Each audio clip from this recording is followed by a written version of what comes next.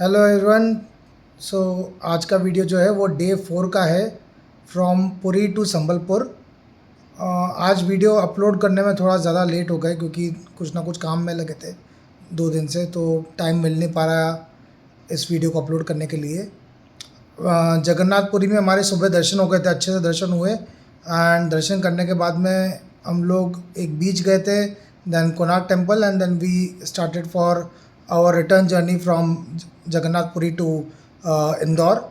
और रात को हम संबलपुर जाकर रुके थे। Do watch the complete video to have good insights. एक छोटा सा बस प्रॉब्लम इस रास्ते पे ये रहा था जो कि मैं इंसाइट देना चाहूँगा कि यहाँ पे इस रूट पे कटक के बाद में बहुत सारे अच्छे रेस्टोरेंट्स नहीं हैं और स्टे के ऑप्शंस काफ़ी कम हैं। तो और जो भी हैं वो बहुत बेसिक ऑप्शन से अपन रुक नहीं पाएंगे, तो जाके संबलपुर में ही जगह मिलती है रुकने के लिए। तो ये एक प्रॉब्लम है इस रूट के ऊपर। Just remember to like share and subscribe. बस अभी जगन्नाथ टेम्पल के वेस्ट गेट पे आके खड़े हुए हैं दर्शन के लिए। आज भीड़ थोड़ा सा कम है, उम्मीद करते हैं जल्दी दर्शन होगा। यहाँ तक गाड़ी आती है वो पूरा डिटेल में आपको भेज दूंगा, सबको बता दूंगा। बस अभी हम लोग दर्शन करके आए हैं, बहुत बहुत बहुत शानदार दर्शन हुए हैं। ये जो है वो ईस्ट गेट है सामने आपको जो दिख रहा है, इसी के पीछे वेस्ट गेट है। वेस्ट गेट के थ्रू हमने दर्शन किया। आज भीड़ कम थी बट हमने जो दर्शन किए वो प्रोटोकॉल के थ्रू किए एंड बहुत आराम से दर्शन हुए। दो यहाँ पे वीआईपी होता नहीं है लेकिन वो मतलब that was not a problem. बहुत बढ़िया दर्शन हुए और बहुत अच्छी व्यवस्था है, दर्शन करने में कोई परेशानी नहीं आती है। पूरे टाइम आपका रेगुलर दर्शन होते रहते हैं। एंड आज चूँकि आपका क्या बोलते ग्रहण है तो भोग नहीं लगता है, भगवान की पूजा नहीं होती है, तो वो प्रसाद नहीं मिल पाया। बाकी सूखा प्रसाद ज़रूर लिया और प्रसाद का पूरा अलग से एक पूरा जगह है जहाँ से प्रसाद मिलता है और वहीं जाके प्रसाद लेना चाहिए। सूखा प्रसाद और बाकी जितना भी प्रसाद है वहीं से ग्रहण करना चाहिए। ये पूरा जो है वो इसका मंदिर का प्रीमाइसेस है। यहाँ पे अगर आप आओगे तो ये सामने जैसे आप शटल देख रहे हो, ये शटल आपको पार्किंग से मिल जाएगी आगे जा कर के। ये लाना छोड़ने का काम जो है मंदिर तक फ्री में करती है, इसके कोई चार्जेस अपने को नहीं देने पड़ते, विच इज़ वेरी गुड। अब दर्शन करने के बाद में हम लोग मंदिर के बिल्कुल सामने के रेस्टोरेंट है which is having a terrific view of the temple. तो हम लोग यहीं पे आए थे भोजन करने के लिए। अगर आपको यहाँ पे नॉर्मल खाना खाना है, फास्ट फूड या कुछ ऐसा, तो दिस इज़ दी एरिया जहाँ पे आप खा सकते हो। और अगर आपको पूरा प्रॉपर मील लेना है तो ये अंदर का है जहाँ पे आप जाकर खाना खा सकते हो। और जैसे आपका यहाँ का लोकेशन है वो लोकेशन बहुत शानदार है, मंदिर का व्यू बहुत बढ़िया मिलता है। आप आराम से यहाँ पे बैठो थोड़ी देर के लिए and you enjoy the place. थोड़ा गर्मी है डेफिनेटली, उड़ीसा है और आप मार्च के स्टार्टिंग में हो तो थोड़ा गर्मी रहेगा। उतना गर्मी नहीं है कि बेरेबल ना हो, तो वो कोई परेशानी नहीं हुई हमें गर्मी को लेकर के। So good time to visit, good place to visit and बिल्कुल आना चाहिए। यहाँ पे अलग ही लेवल का वाइब है। रेजेंसी इज़ द प्लेस जहाँ पे हमने डिनर किया, लंच किया अभी हाल। काफ़ी अच्छा खाना है, कोई दिक्कत वाली बात नहीं। नीट एंड क्लीन प्लेस है, फूड पूरा प्योर वेज है और एम्बियंस कुछ ऐसा है। और सबसे बड़ी बात है कि होटल का व्यू यहाँ, ये मंदिर का व्यू यहाँ से बहुत अच्छा है। सो जगह है जहाँ पे हमने अभी लंच किया, ये मंदिर से बिल्कुल सामने की तरफ है। तो ये एंट्री है गेट की, जो अगर ईस्ट गेट है वो तो ये एंट्री है और ये सामने टेंपल है। और अगर आप इस तरफ आओगे सामने तो ये भोजनालय है। बहुत बढ़िया खाना था और व्यू जो है यहाँ से टेंपल का, इस वाले गुंबज में या फिर इस वाले गुंबज में बैठो आप और यहाँ बैठ के फ़ोटो खिंचवाओ। जगन्नाथपुरी से दर्शन करके 2:04 हो रहे हैं, निकल रहे हैं। दर्शन कर लिया, भोजन हो गया, एक बार फ्रेशन अप हुए और उसके बाद में वापस से निकल गए हैं। अभी पहले जाएंगे यहाँ से ब्लू फ्लैग बीच और फिर उसके आगे निकलेंगे। दर्शन बहुत बढ़िया रहे, उसके लिए अलग से एक व्लॉग बना देंगे और वो पोस्ट कर देंगे चैनल पर। जो स्टे था वो टेंपल से बिल्कुल पास में था, उसका नाम भूल रहा हूँ मैं, याद करके बताता हूँ। चंदन रेजेंसी करके नाम से होटल था, बेसिक सी प्रॉपर्टी थी, रात को रुकने के हिसाब से हमने लिया था। रुक करके अब निकल चुके हैं। दर्शन बहुत शानदार हुए, बिल्कुल मज़े आ गए। और कोशिश करो कि टेंपल के पास में रुको, जिससे कि सुबह सुबह आप आराम से पहुंच सको टेंपल। यहाँ मतलब जहाँ पे हम रुके थे वहाँ से थोड़ी दूर पे पार्किंग के वहाँ पे जो है वो फ्री शटल चलती है टू टेंपल। वो आपको ईस्ट गेट पे छोड़ देती है और ईस्ट गेट से फिर आपको आगे निकलना होता है। तो वहाँ से आप पैदल चल लो, ईस्ट गेट से मुड़ जाओ, west gate, north gate, south gate, किसी से भी आपको जिससे जाना है आप चले जाएँ अंदर, उसमें कोई परेशानी की बात नहीं है। आज भीड़ कम थी। अब यहाँ से थोड़ी देर के लिए बीच पे जाएंगे, फिर वहाँ से फिर आगे निकलेंगे। Just stopped at the blue flag beach. काफ़ी अच्छा है, रिकमेंडेड है। बढ़िया बैठने की व्यवस्था है, चेंजिंग रूम की व्यवस्था है, आपको डॉल्फिन्स मिल जाती हैं, आपको क्या बोलते हैं आपको अम्ब्रेला चाहिए अम्ब्रेला मिल जाएगा, आपको कुछ बॉल्स चाहिए खेलने के लिए वो मिल जाएंगी। नीट एंड क्लीन बीच है। आपको पैसे देने पड़ते हैं यहाँ बीच पे आने के लिए, it is a chargeable one. और मेरे ख्याल से उस थोड़ा सा दूर वहाँ पे जो है वो गोल्डन बीच है, which is absolutely free of cost for everyone. So this is more recommended if you can afford. Umbrella जो है 50 रुपये का दिख रहा है, और अगर आप बॉल लेते हो वही 50 रुपये की है।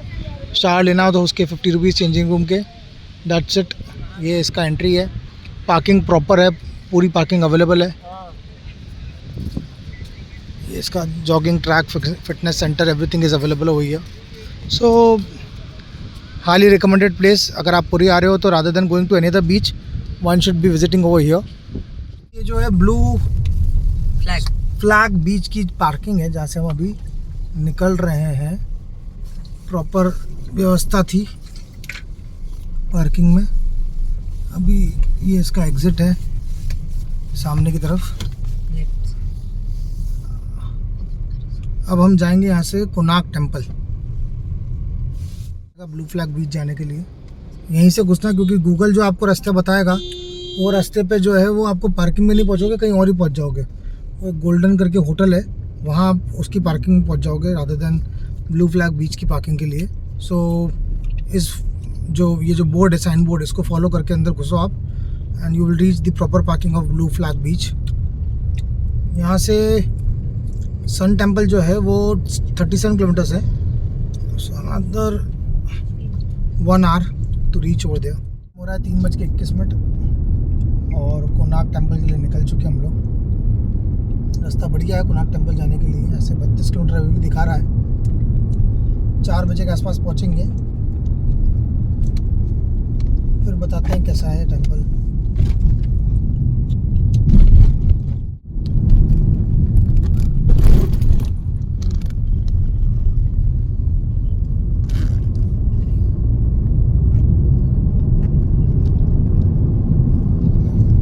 कोणार्क टेम्पल यहाँ से 8 किलोमीटर के आसपास बचा हुआ है।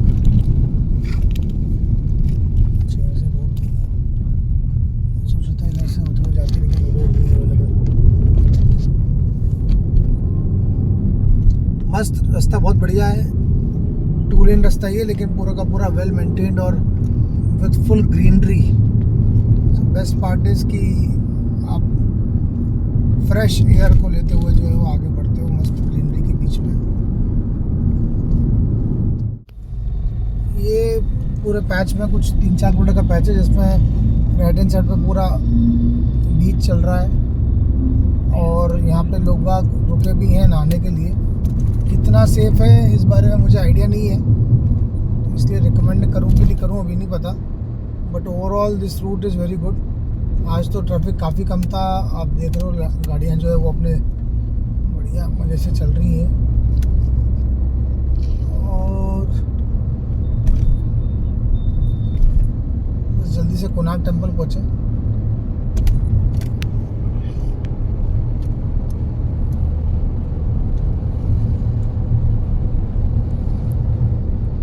टाइम हो रहा है 5 और अभी हम निकले हैं कोणार्क टेम्पल देख करके। दर्शन मतलब वहाँ पे दर्शन तो बंद है, क्योंकि टेम्पल जो है वो टूट गया था, तो उसका रिकंस्ट्रक्शन चल रहा है।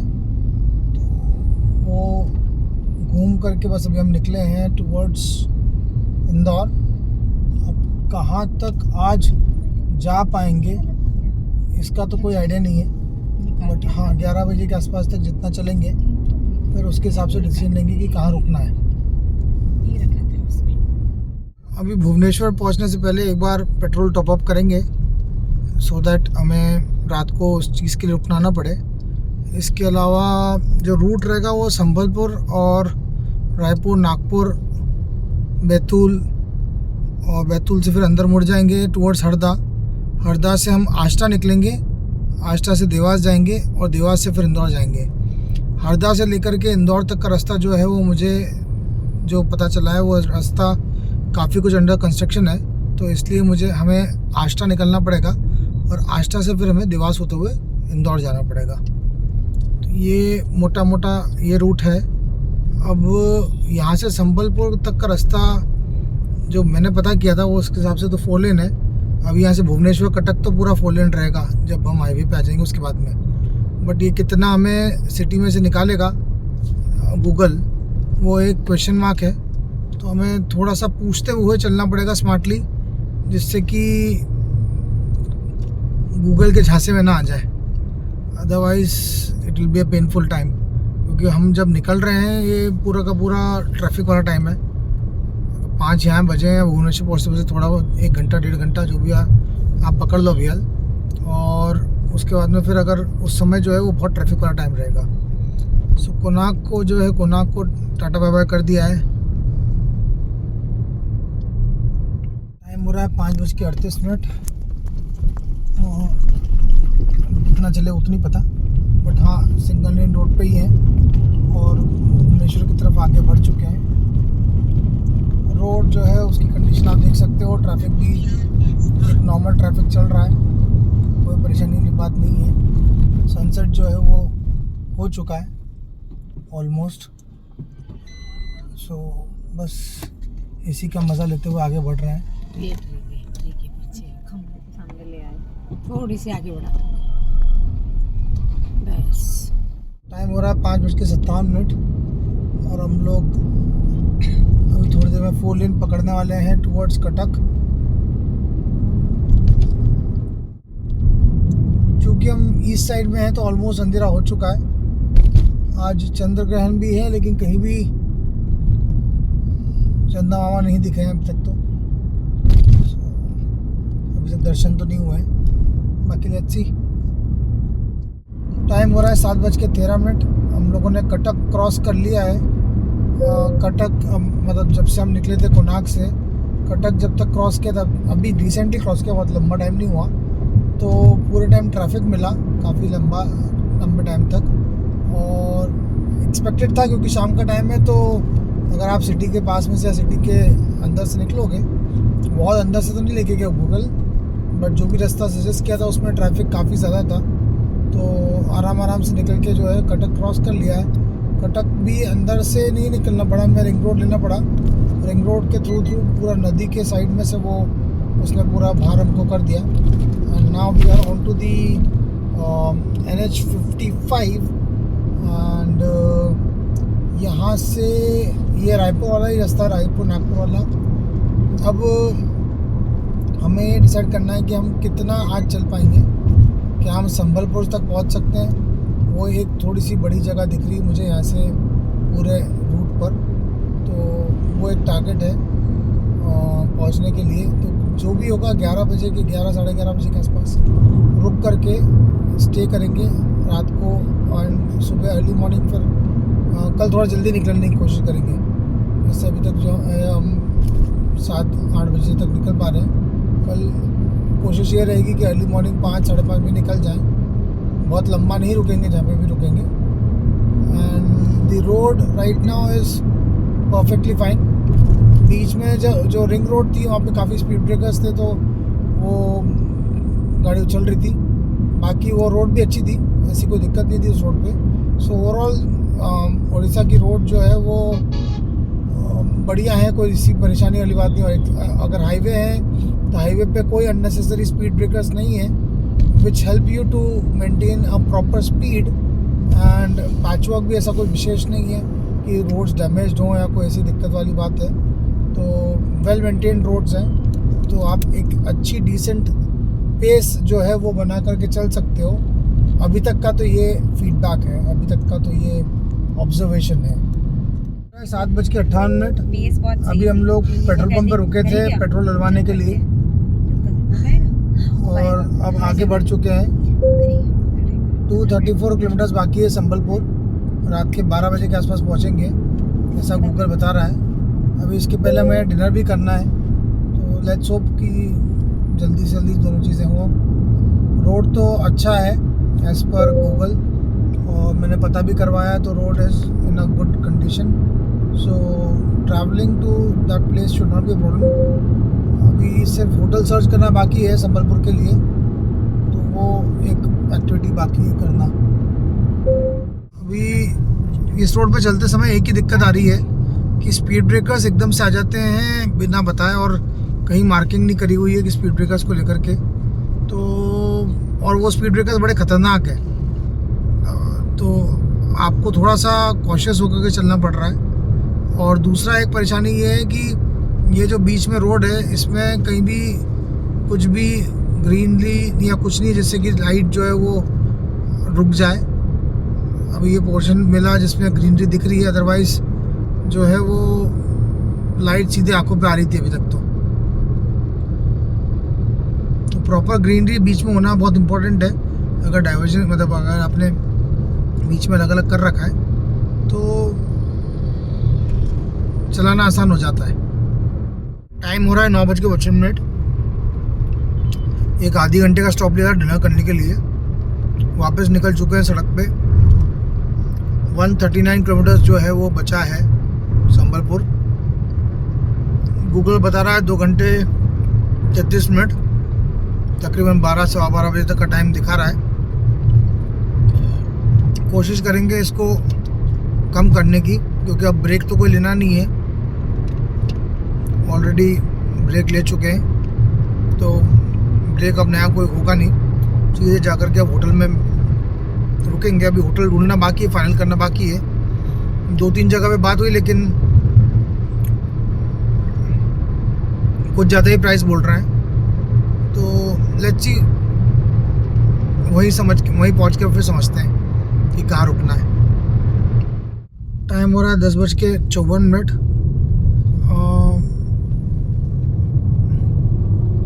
60-65 किलोमीटर पहले सहारनपुर से जो है रोड जो है वो 2 लेन हो गई है, 4 लेन नहीं है अभी। तो आगे कब तक 4 लेन नहीं मिलती है उसके बारे में आइडिया नहीं है। अभी भी होटल की जो सर्च है वो जारी है, देखते हैं कब तक मिलता है होटल। रोड बढ़िया है, रोड में कोई दिक्कत नहीं है, बट वो अगर 2 लेन रोड चलती है तो फिर आपको ड्राइविंग में थोड़ी सी परेशानी होती है, बाकी तो ऐसा कोई प्रॉब्लम नहीं है। अप्रॉक्सीमेटली 57-58 किलोमीटर्स बचा है सहारनपुर, और 1 घंटा 1.25 घंटे के आसपास लगना चाहिए पहुंचने के अंदर। Thanks a lot for watching this video. We finally reach Sambalpur around 12:30। उसको हम शूट नहीं कर पाए थे क्योंकि सब थक गए थे, तो we went to the hotel. 1-2 hotel search किए, then we finalize one of them, and then रात को जाकर के सो गए थे। थोड़ा सा प्रॉब्लम आया था होटल के अंदर, we will show that in to the next vlog. बाकी overall it was a nice journey. थोड़ा हैक्टिक था पूरा दिन, क्योंकि दर्शन करना and then beach and then Konark temple and then move to Sambalpur, तो थोड़ा सा हैक्टिक हो गया था। Otherwise it was a great one.